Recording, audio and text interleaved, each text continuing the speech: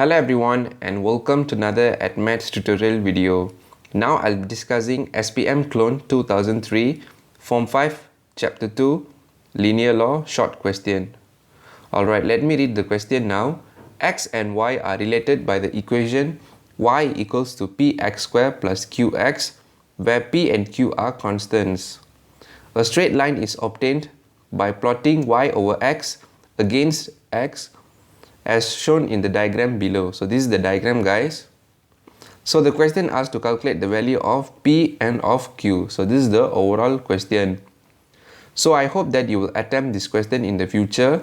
If you could manage to solve this question, well done. But if you can't solve this question, no worries. I'm going to show you the step-by-step working and the solutions now. So without further delay, let us start to discuss SPM Clone 2003 Form 5 Chapter 2 Linear Law Short Question now.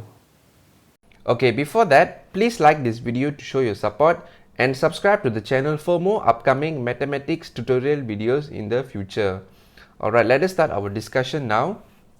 Okay, the moment when you see this type of question, so the first step what you need to do is, you need to change the non-linear equation to linear form. Okay, so how to know that which linear form we need to come up? Okay, take a look in the diagram again, guys. As you look in the graph diagram, they already gave you the axis y over x.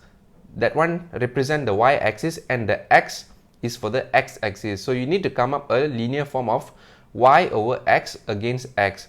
But then if you look in the equation, you have y equals to x squared in terms of non-linear equation. So you need to change that first. Okay, so that will be your very first step. So let us continue. So in the question they gave you that y is equals to px squared plus qx. So this is what I mean, guys.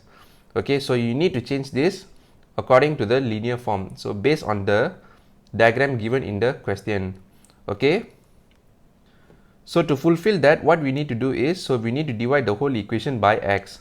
So when you divide the whole equation by x, so from here you get y over x will be equals to, from px squared, so these two will reduce the power by 1. So from here you only left with x. So therefore you get here px.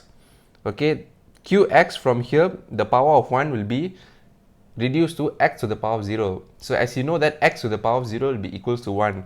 So that's why you have here q only. Okay, so therefore you have y over x will be equals to px plus q. So as you notice this equation, you can literally relate this into straight line equation, which is in terms of y equals to mx plus c. Okay, you can represent y over x in terms of y. Okay, your p in terms of gradient m, your x in terms of x. Okay, your x has no change. In terms of y-intercept, you can represent in terms of q. So we have already changed the non-linear equation to linear form.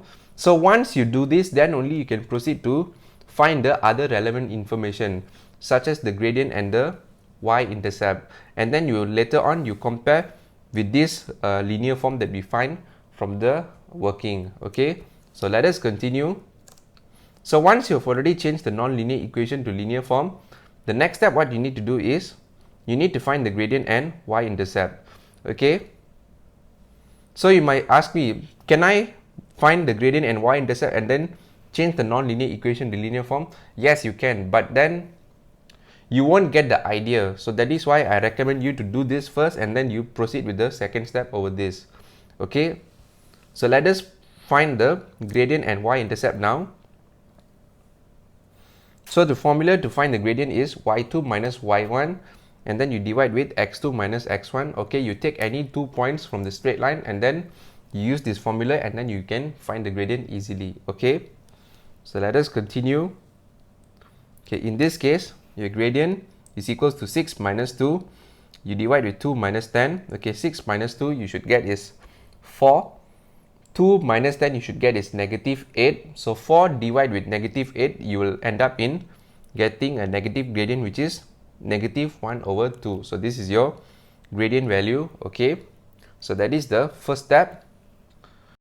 Okay, once you have find the gradient value, which is negative 1 over 2, So the only value we need to find is y-intercept. Okay, to find the y-intercept, you need to form a straight line equation y equals to mx plus c, and then you need to substitute in the gradient value, and the most important is you need to choose either one point. Okay, in this case I choose the point 26 over here, so we're going to use this point to calculate our y-intercept. Okay, so let us continue.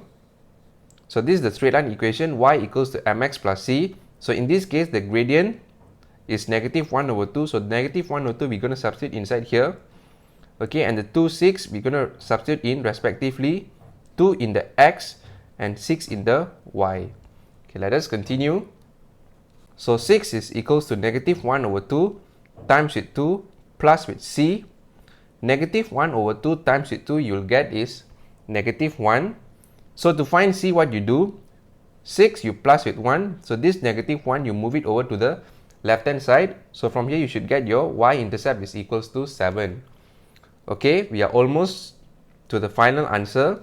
Okay, you already get your gradient value is negative 1 over 2 and your y-intercept is 7. Okay, now you compare with the original linear form that we have formed in the early of the working, which is y over x is equals to px plus q. Okay, in this case we have compared that the gradient value with p and the y-intercept with q. Okay, from here we can easily find our p and q value, which is p is equals to negative 1 over 2 and q is equals to 7. So this is your final answer. Okay, it's very straightforward. So I hope that you find this video useful and you understand the full working that I've shown to you. If you like this video, please give your thumbs up. If you haven't subscribed to the channel, please subscribe to the channel and hit the bell icon for more upcoming mathematics tutorial videos in the future. And also not to forget to share this video. Thank you everyone for your support, and I'll see you in the next video.